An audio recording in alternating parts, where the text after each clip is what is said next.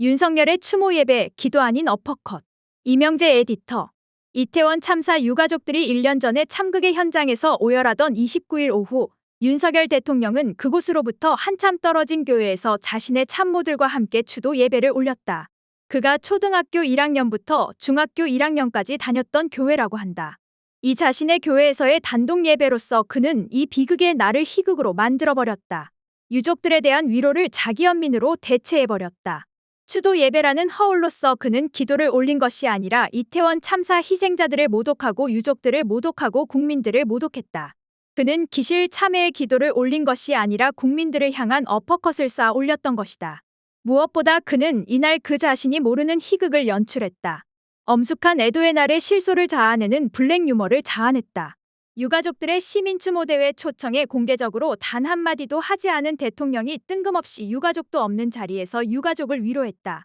참사 직후 영정과 위패 없는 분향소에 5일 내내 조문을 가는 기이한 행태를 보였던 그는 1년이 지난 날에 또 다시 상주 없는 빈소의 문상을 가서는 상주 아닌 허공을 향해 위로의 기도를 올린 것이다. 그는 이 자신만의 예배로서 유족들의 고통을 자신의 고통으로 만들었다. 유족들을 위안해야 하는 순간에 자신을 위안했다. 국민을 보호하는 것이 책무인 대통령이 자신을 보호해달라고 빌었다. 구원을 받을 어린 양의 자리, 그 자리에 희생자와 유족들, 그들의 고통과 슬픔과 함께하는 국민들이 아니라 자기 자신을 앉혔다. 예수를 3번 부인한 베드로가 기도했듯 그는 신이여 나를 불쌍히 여기소서라고 국민들로부터 오해와 불신을 받으며 순환을 당하는 나를 불쌍히 여기소서라고 빌기라도 했던 것인가. 이 전도된 예배와 기도로서 그는 자신이 실은 최고의 권력자가 아니라 그야말로 가련한 양이며 어린 양, 정신의 성장에서 어른이 되지 못한 어린 양일 뿐임을 보여줬다. 최고의 권력을 휘두르며 사나운 맹수처럼 행세하나 실은 그 권력을 가누지 못해 길을 잃은 가련한 양일 뿐임을 여지없이 보여줬다. 그는 교회를 예배당 아닌 유족 위로 행사의 전시장으로 삼음으로써 유족들과 국민들을 모독했을 뿐만 아니라 교회까지 모독했다. 이태원 거리의 유족들과 함께 있어야 할 신을 자신과 몇몇 무리들의 예배에 붙들리게 하고는 문을 닫고는 경호원들의 포위 속에 나가지 못하게 막았다. 그럼으로써 그는 신을 지상의 절규와 고통에 응답하지 않는 신, 비정한 신, 냉혹한 신으로 만들었고 신으로 하여금 자신이 어디에 있어야 하는지 모르는 분별력 없는 존재로 격화시켜버렸다. 신은 희화화됐고 농락당했다.